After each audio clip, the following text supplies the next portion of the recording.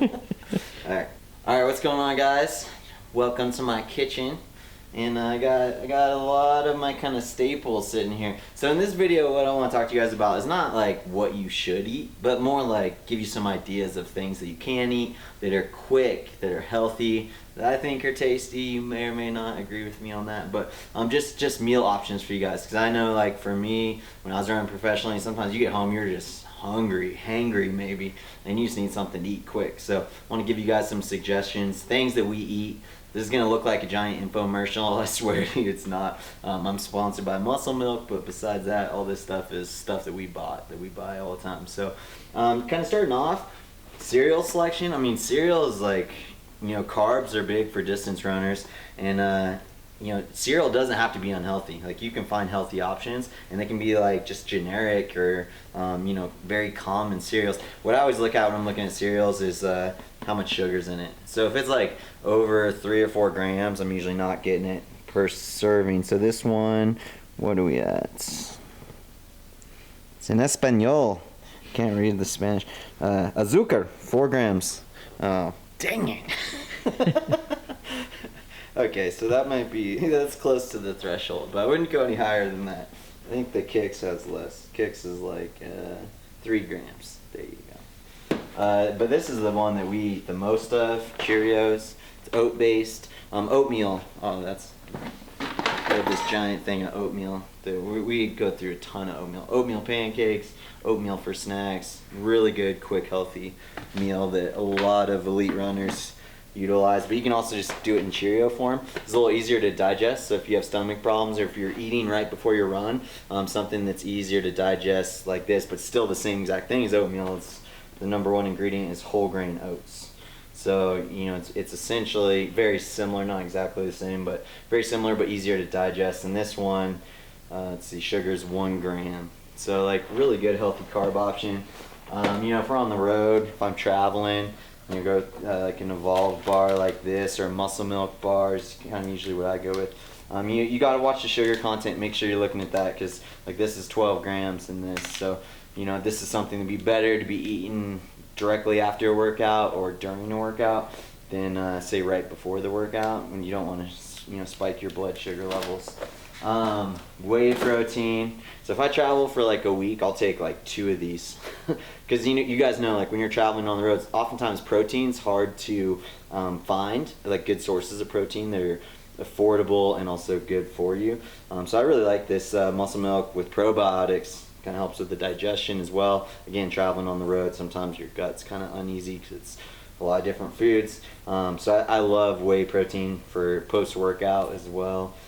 So this is a really big one. We talked about in my podcast earlier about the need to take in protein every 3 hours, and trying to get in 20 grams, I think, minimum, depending on your size and how active you are, up to even 30, 40 grams every 3 hours is really, really important that we keep that in the system.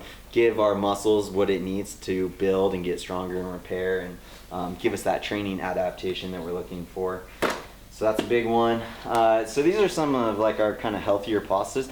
There's nothing wrong with white pasta, like good old traditional pasta. You do want to add something to it to slow down the absorption, because white pasta is very similar to, say, a white bread or even sugar in terms of the glycemic index and how quickly it's going to make your blood sugar rise. But if you throw in, say, healthy fats with that, it's going to slow down the absorption of that carbohydrate. So you don't have to sweat like eating normal pasta. Just make sure you have a healthy fat source with it, maybe some protein with it. Both of those are going to slow down the absorption of that carb. But if you want to, oftentimes in the evening times, we got these, I think, on Thrive Market, and it was like super cheap, and just got like a whole mess of them. So this is kind of a go-to for our families: red lentil, pumpkin, and butternut squash pasta. And like, I'm literally just get a can of pasta sauce, open it up, throw it in after I cook this, and serve it, and it's good to go. So it takes like 10-20 minutes for that meal. Bread, I don't think we got fear bread. Obviously, if you have a gluten sensitivity, you need to be eating gluten-free bread, but bread can be a really nice vehicle for snacks, for lunches, especially when you're traveling on the road. We like to go with this Ezekiel bread. I mean, you can't go wrong with biblically based food, right? So I would go with that one. I also like sourdough bread. You know, I talked about glycemic index a little bit earlier, but this is also a really low glycemic index food because of the fermentation process in sourdough bread. So if you prefer white bread, sourdough bread's the way to go. I actually used to eat this before my races oftentimes. I'd either do a shake or I'd do like a nut butter sandwich with this and some whey protein, and that would be kind of my pre-race meal. So sometimes like I'll just take a whole loaf like this and I'll just make nut butter sandwiches out of there. So we'll throw some almond butter in there and just make nut butter sandwiches, and I'll be snacking on those all throughout my travel day. Is a healthy way to fuel. This is kind of a new thing that Sarah actually found on Thrive Market. Got a whole bunch of these. These are really nice. These little simmer sauces. Like this is non-GMO, certified gluten-free. And just really tasty more than anything.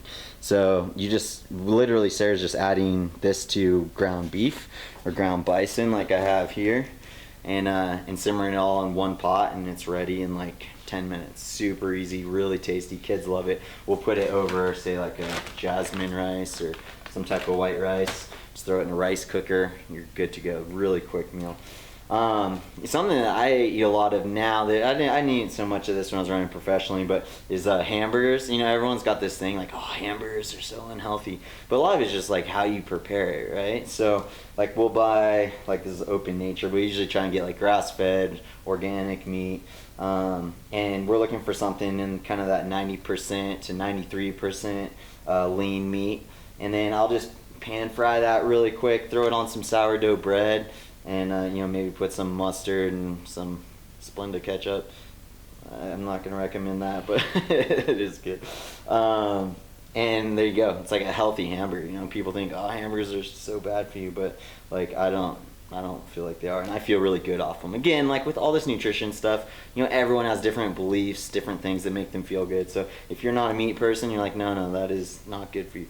Well, like that's fine. Like you don't have to eat it. Just trying to give you guys ideas here.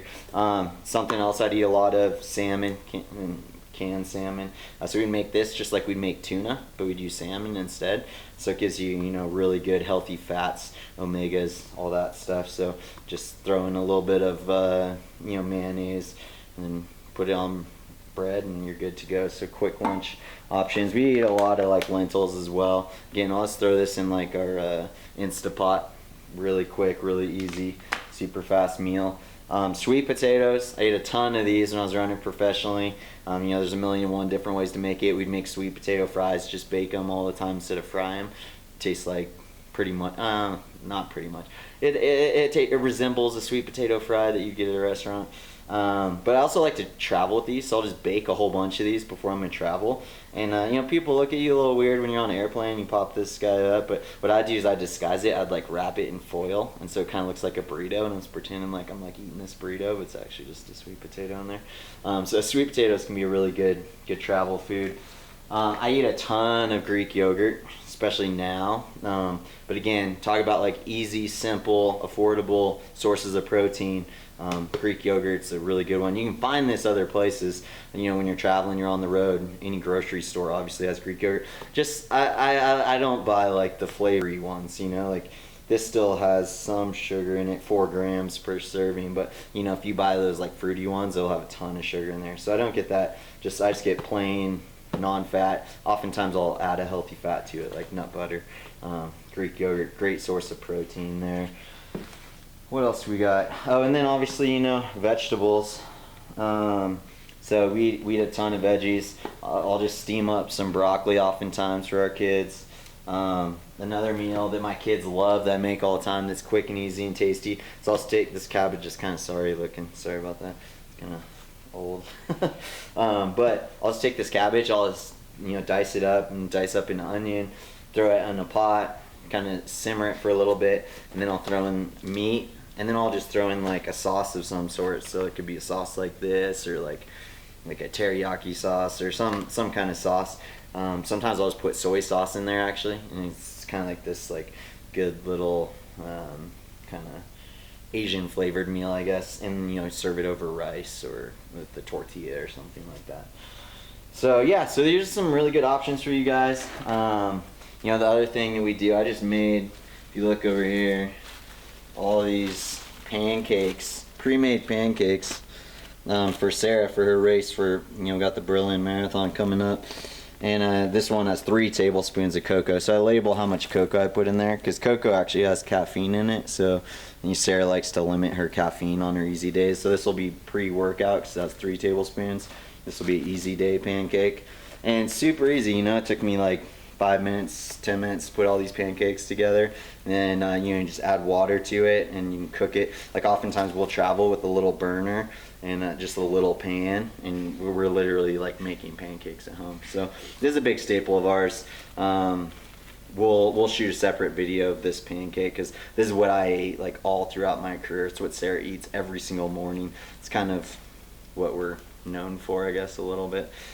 So we'll shoot a separate video of the Teft chocolate brownie delicious muscle milk pancake later on. But anyways, hope that's helpful, guys. You got to see some of my staples, and like I said, everything with nutrition is like try stuff out, see what works for you, see what doesn't, and let your body lead you in that area. But hopefully this has been helpful.